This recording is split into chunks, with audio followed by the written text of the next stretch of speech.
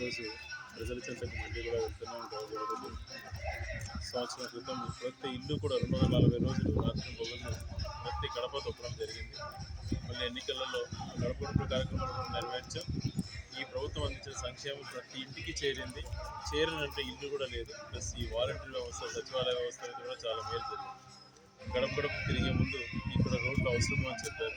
ఇప్పుడు స్థానిక సర్పంచ్ గారు అడిగిన వెంటనే మంజూరు చేయడంతో ఆయన రోడ్లన్నీ కూడా పూర్తి చేయడం కూడా జరిగింది. రాజకీయ నాయకులు కోరుకుండేది గ్రామాల అభివృద్ధి, ప్రజల సంతోషం. అది ఈ ప్రభుత్వంలో సాధ్యపడింది. ప్రతి ఇంటికి వెళ్ళినప్పుడు కూడా మీ ఇంటికి పలానా వచ్చింది తల్లి, మీ ఇంటికి వచ్చిందని వాళ్ళు మా ఇంటికి అన్ని పథకాలు అందినాయని చెప్పి వాళ్ళు స్వచ్ఛందంగా చెప్పడం కూడా జరుగుతుంది.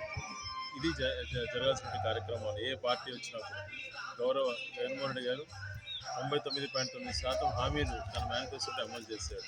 మరి ఇదే దమ్ము చంద్రబాబు నాయుడు గారికి 2014లో తను ఇచ్చిన మేనిఫెస్టోని తీసుకొని దమ్ము తనకు లేదు. అంటే క్రెడిబిలిటీ లేదు. జగన్మోహన్ రెడ్డి గారు ఈరోజు ఏం చెప్పినా ప్రజలు నమ్ముతారు. కారణం ఆయన చెప్పింది చేస్తాడు కాబట్టి, చేశాడు కూడా కాబట్టి ప్రజల నుంచి మంచి ఆదరణ లభిస్తుంది.